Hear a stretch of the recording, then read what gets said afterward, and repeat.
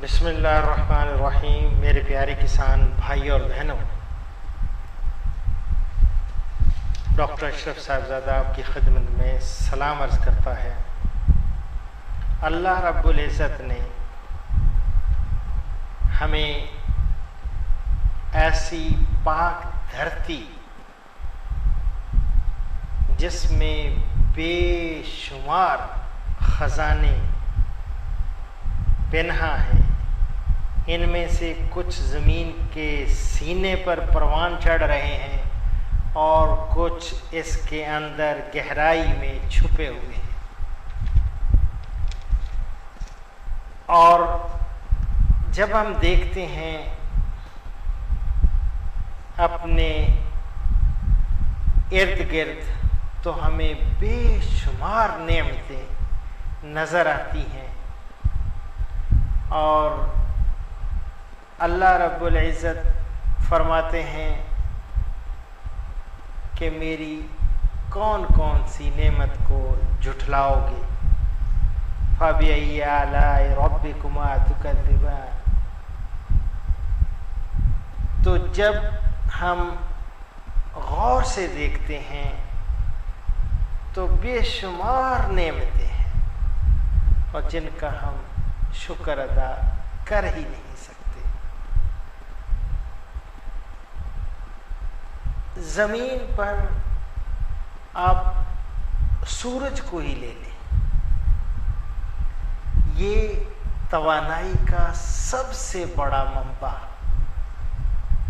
और इसकी अमूदी या तिरछी शुआएं दिन रात और साल के महीनों में दर्जा हरारत को कम या ज़्यादा करती है, जिसका असर फ़ज़ा पर पड़ता है और इसी मुनासबत से ज़मीन की ज़रख़ेज़ी में तब्दीलियाँ रूनुमा होती हैं। अल्लाहु अकबर।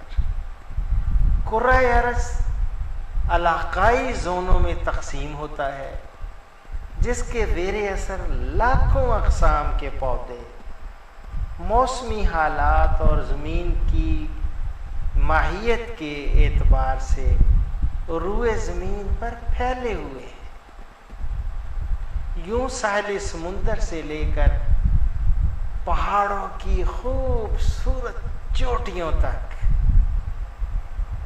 सब्ज़े की एक चादर बिछी हुई आपको नज़र आएगी, जो सूरज की तवानाई को नामियाती मादे में बदल कर हर जी रूह के लिए खुराक मुहैया करती है।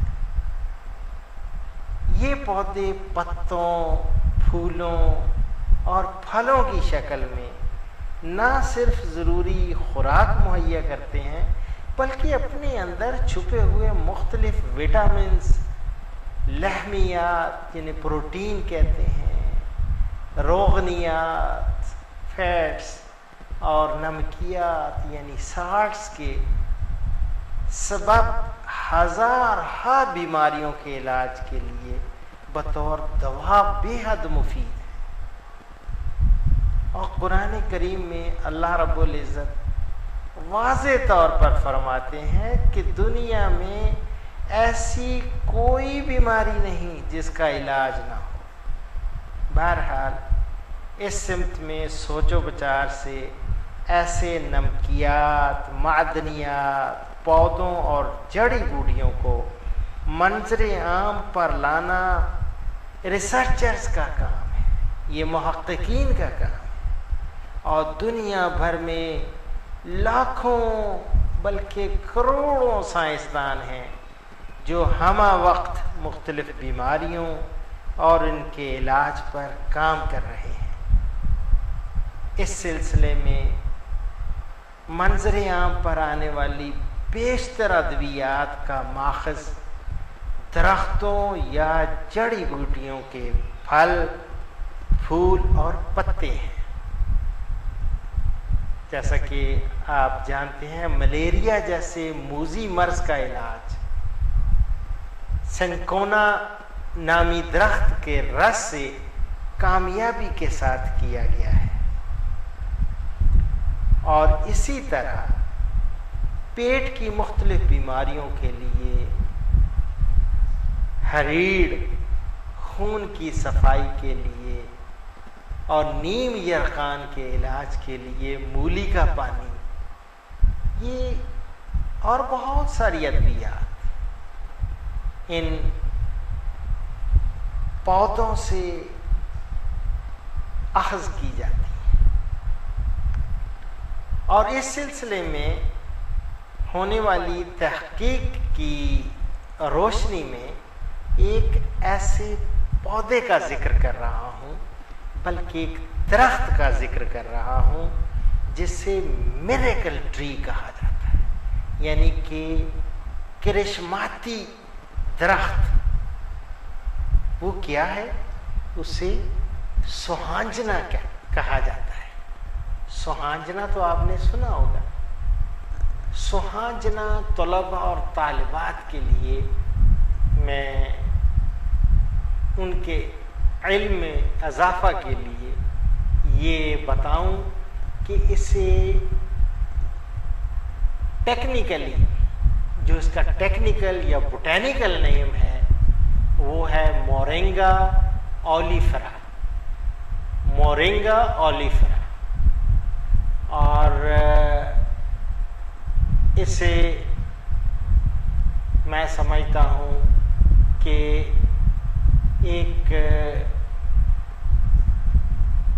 वाटर प्योरीफायर के तौर पे, यानी पानी की सफाई के लिए और बेशुमार बीमारियों के लिए, और एक अंदाजे के मुताबिक कोई 300 बीमारियों का इलाज इसको गर्दाना गया है। मोरिंगा ओलिफेरा इसका नाम है। और ये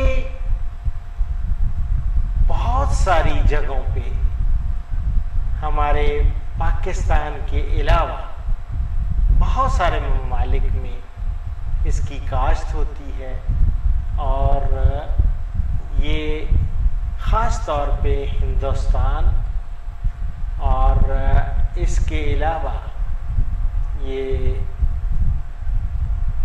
ऐसे ममालिक हैं जो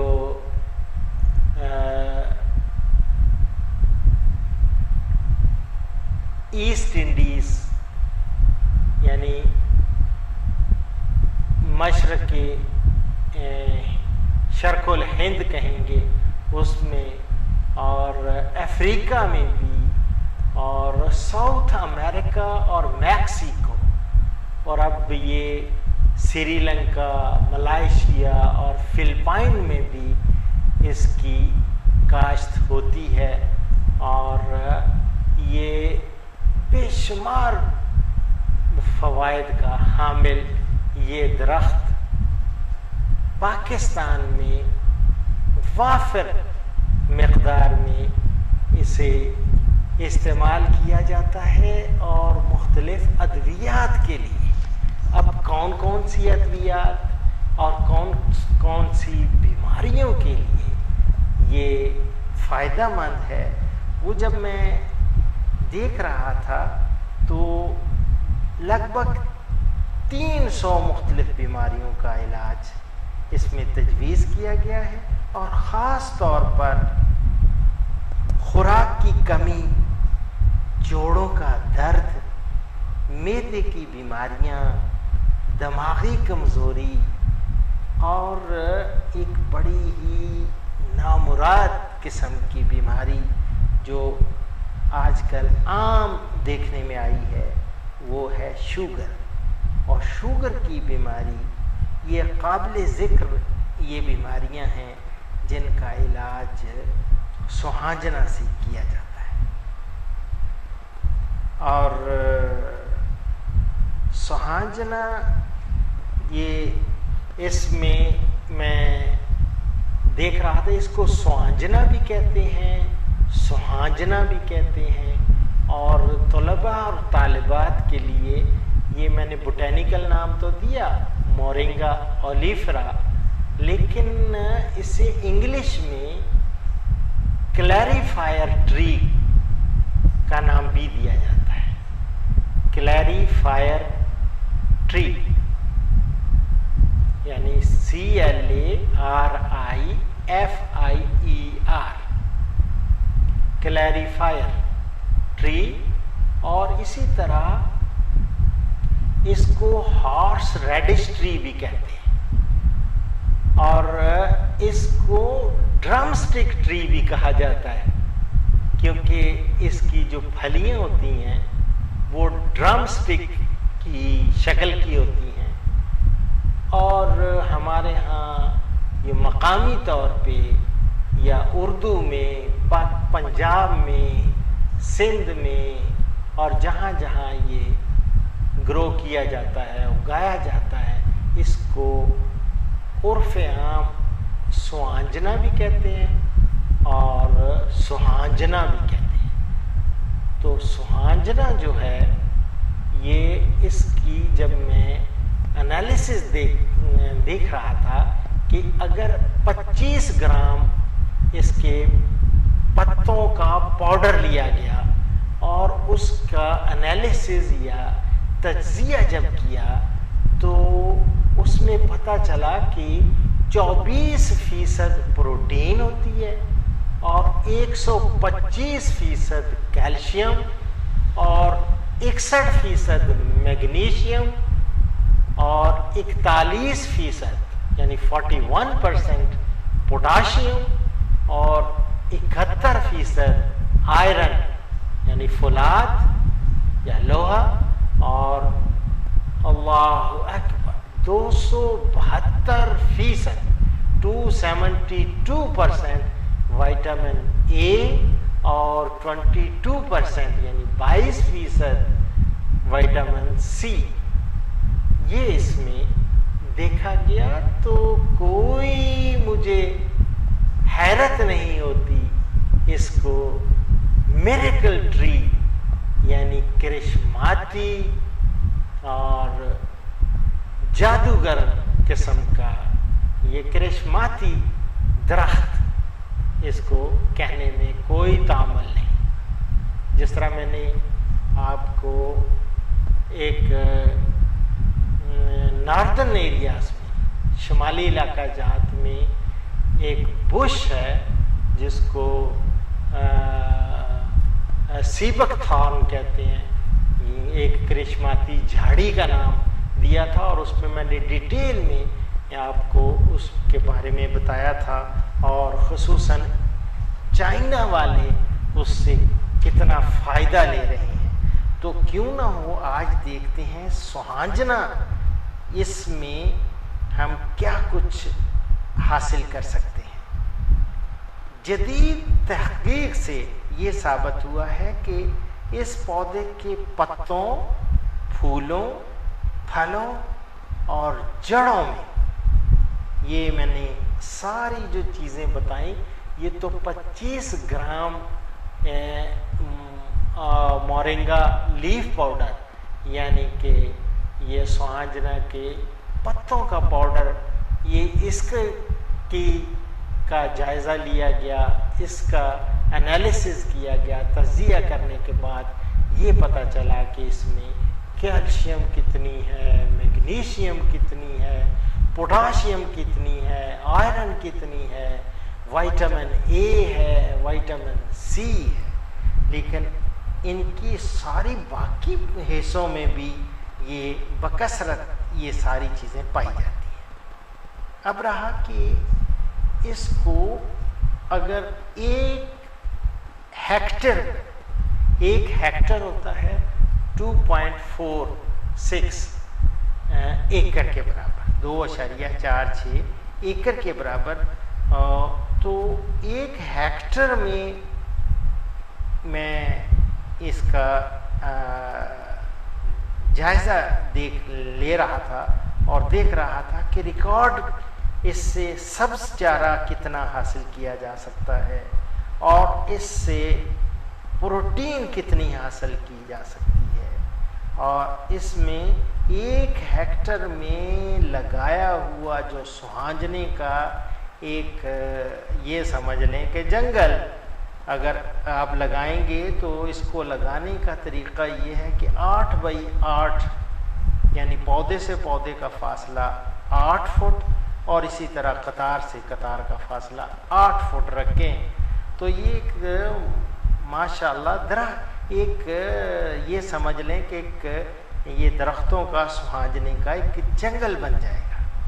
तो ये भी कर सकते हैं जंगल, और इस जंगल से 1 हेक्टर रकबा से कोई 650 से लेके 700 टन सब्ज चारा वो हासिल होगा और 100 से 110 टन खुश्क चारा, और इस तरह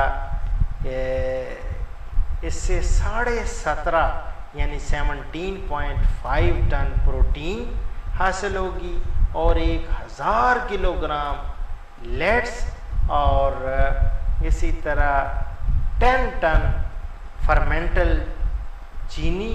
ये देख रहा था मैं कि ये बाकायदा मुहक्किकीन ने ये इसका अंदाज़ा लगाया है। और इसके अलावा 1 हेक्टर से ये जो सुहांजने के दरख्तों से कोई 8 टन नशास्ता और इसी तरह 45 टन सेलुलोस ये पैदा किया जा सकता है। और ऐसे ख़ास कुर्राए अरज़ पर शायद ही किसी और दरख्त में मौजूद हो। और मज़ीद जब इसकी का जायज़ा ले रहा था मैं तो इसकी तहकीक से कुछ रिज़ल्ट्स जो मेरे सामने आए वो ये हैं कि इस दरख्त के मुख्तलिफ़ हिस्सों, जैसे मैंने पहले अर्ज़ किया, पत्तों, फूलों, फलों और जड़ में दही से ये जो योगर्ट है, दही जो हम खाते हैं, इससे दुगना प्रोटीन और माल्टे से 7 गुना ज़्यादा विटामिन सी, और केले में क्योंकि कहते हैं जी बहुत ज़्यादा पोटाशियम होती है, लेकिन केले से 3 गुना ज़्यादा पोटाशियम, और गाजर जिसको एक विटामिन ए का रिच सोर्स कहा जाता है और नज़र के लिए, ख़ास तौर पे बिनाई के लिए, आँखों के लिए एक नहायत कारआमद ये सब्ज़ी गाजर, और गाजर से 4 गुना ज़्यादा विटामिन ए इसमें सुहांजना में मिलेगा, और इसी तरह दूध से 4 गुना ज़्यादा कैल्शियम मौजूद होता है। तो सुहांजने का दरख्त एक तो ये एक दरमियाने साइज़ का होता है, ये इसकी का और बड़ा क्विक ग्रोइंग है। क्विक ग्रोइंग से मुराद बहुत तेज़ी से ये बढ़ता है, और एक यानी 3 मीटर का मतलब ये हुआ कि 9 साढ़े 9 फुट के 9.25 फुट के लगभग ये 1 साल में ये इसका कद होता है, कोई 3 मीटर तक ये बढ़ता है। ये मैं देख रहा था कि ये कोई 1 साल के अंदर 1 साल में ये मैं अभी एक रिसर्च का पेपर देख रहा था, उसमें ये है कि it can reach the height of 3 metres in just 10 months. सिर्फ 10 महीनों में जब इसका बीज लगाया जाता है तो बीज लगाने के 10 महीने में यानी बाद उगने के बाद यानी 10 महीनों में 3 मीटर यानी 9 फुट से ज़्यादा ये बुलंद हो जाता है, इसकी हाइट हो जाती है। और इसकी रूट्स काफ़ी या जड़ें काफ़ी डीप होती हैं, इसलिए इसको बहुत ज़्यादा पानी की ज़रूरत नहीं होती। शुरू में इब्तदा में पानी की ज़रूरत होती है, लेकिन बाद में ये बहुत सारे खुश्क इलाकों में भी सर्वाइव कर जाता है और लॉन्ग ड्राउट जहाँ खुश्क साली हो ज़्यादा देर तक, वहाँ पे भी ये बखूबी ये परवान चढ़ता है। और इसकी फूल, और जब मैं देख रहा था कि इसके कब होते हैं, तो ये कोई ये समझ लें कि इसकी फ्लावरिंग या पीक टाइम जो है उसका, फ्लावरिंग का, जो फूलों का जो बहुत ज़्यादा फूल इस दरख्त पे आते हैं, वो मार्च और अप्रैल में, और दोबारा होते हैं सितंबर अक्टूबर में, सितंबर और अक्टूबर में। और इसके फलियां जो होती हैं ख़ास तौर पे, उसका अचार बहुत मरगूब जाना जाता है। हमारे पाकिस्तान में इसका अचार काफ़ी डाला जाता है। और इसको चूँकि ज़्यादा फर्टिलाइज़र की ज़रूरत नहीं होती, और ये अगर आप अच्छी गली सड़ी गोबर की खाद ज़मीन में डाल दें और इसको ग्रो करेंगे तो इंशाअल्लाह ताला बेहतरीन इसकी परवरिश होगी। अलबत्ता इसको अगर फास्फेटिक फर्टिलाइज़र, फास्फोरस जो है अगर ज़्यादा डालेंगे तो उससे इसकी ग्रोथ और रूट्स की ख़ास तौर पे वो अच्छी खासी वो हो जाएगी। और अगर नाइट्रोजन या यूरिया या अमोनियम नाइट्रेट वो इस्तेमाल करेंगे तो उसके पत्तों पे बड़ा अच्छा असर होता है और पत्ते खूब निकलते हैं इसके। और ये इसकी अब आप ये पूछ सकते हैं कि उम्र कितनी होती है, तो अप्रॉक्सीमेटली हम तकरीबन को 20 साल तक इसकी उम्र, ये इसका अंदाज़ा लगाया गया है। 20 साल तक ये इसकी उम्र होती है और इसके बेशुमार फ़वाइद हैं, जैसे मैंने पहले बताया। और एक चीज़ मैं भूल गया, वो है कि ये ब्लड प्रेशर को भी स्टेबलाइज करता है। जहाँ ये शुगर लेवल को कंट्रोल करता है, बंदे की शुगर जो होती है, ग्लूकोज लेवल जो होता है उसको कंट्रोल करता है। इसी तरह ब्लड प्रेशर इंसान का, उसको भी ये काफ़ी हद तक स्टेबलाइज करता है। और इसके अलावा जो एंग्जाइटी होती है, बेचैनी और ये आसाबी दबाव, उसको भी ये उसके इलाज के लिए बेहतरीन है। और इसके अलावा डायरिया अगर हो जाए और खुदा न खास्ता, और इसी तरह पेट में अंतड़ियों में अगर सोजिश हो तो उसके लिए भी ये बेहतरीन गर्दाना जाता है। तो इंटेस्टाइनल पैरासाइट्स जो अंदर किरम होते हैं, अंतड़ियों में किरम, और जिसकी वजह से इसहाल हो जाता है, तो ये अंतड़ियों के किरम को भी उसके इलाज के लिए भी इस्तेमाल किया जाता है। और ये बेहतरीन चीज़ है। इसके अलावा ये स्किन इन्फेक्शंस, जो जल्द बीमारियां हैं, उनके लिए भी सुहांजना ये इसका इस्तेमाल देखने में आया है। और ये एक ऐसा हमागीर सिफ़ात से माला माल दरख्त है जिसे हमें खूब इसको लगाना चाहिए। और इससे लगाने का मैंने पहले भी आपको बताया कि अगर आपने जंगल की शक्ल में, यानी आपने अगर लगाना है तो 8 बाई 8 फुट पौधे से पौधे और कतार से कतार का फासला रखकर आप काश्त कर सकते हैं। और फिर तकरीबन 8 से 12 महीने के बाद सारे दरख्तों को 4 से 6 इंच मुड़ छोड़कर ऊपर से काट दिया जाए। और ऐसा करने से पौधे मोटी फसल जो है वो देना शुरू कर देते हैं, और जिसे मुनासिब वक्फे से काट कर मवेशियों के लिए बतौर चारा या दूसरी इंसानी ज़रूरियात के लिए इस्तेमाल में लाया जा सकता है। और ये पौधा मैं समझता हूँ रूए ज़मीन पर अल्लाह ताला की पैदा करदा नेमतों में से एक अजीम नेमत है, और जिसे पूरी तरह फ़ायदा में इस्तेमाल किया जा सकता है, इंसानों के लिए, इंसानों की बीमारियों के लिए, और जिनका मैंने पहले ज़िक्र किया। और मुझे उम्मीद है कि आप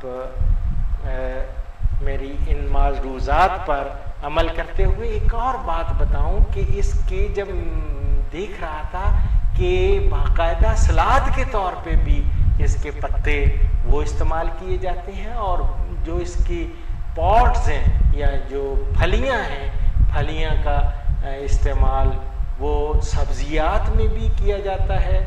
और इसके अलावा इसके जो बीज हैं वो अगर पक जाएं तो उनको फ्राई किया जाता है, और फ्राई करने में उसका बिल्कुल जायका ये मूंगफली की तरह ये देखने में आया है। और इसका जो ऑयल एक्सट्रैक्ट किया जाता है, ये तेल भी इसका एक्सट्रैक्ट कर सकते हैं, और जो तेल एक्सट्रैक्ट किया जाता है वो लगभग ये समझ लें कि बहुत कीमती ऑलिव ऑयल या जैतून का तेल, उसकी इसकी प्रॉपर्टीज़ या इसके ख़ास बिल्कुल उससे मिलते जुलते हैं, और ये कोलेस्ट्रॉल के लिए भी बहुत फ़ायदेमंद है। तो ये मोरिंगा ओलिफेरा, ये इसका टेक्निकल नाम मैं एक दफ़ा फिर बता दूं, ये अमेजिंग किस्म का ये दरख्त, ये हमारे यहाँ इसकी खूब जो है काश्त की जा सकती है, इसको काश्त करना चाहिए। और जो लोग अगर दरख्त नहीं ये पूरे का पूरा एकर्स पे जंगलात नहीं लगाना चाहते, तो ये बाकायदा अपने जो हेज के तौर पे या बाड़ के तौर पे वो लगा लें। तो ये चूँकि डिसिडुअस प्लांट है, डिसिडुअस होता है जो पतझड़ का मौसम ख़ज़ां में इसके पत्ते गिर जाते हैं, या सर्दियों में जब पत्ते गिर जाते हैं तो इसका दूसरी फसलात पे बुरा असर भी नहीं होगा।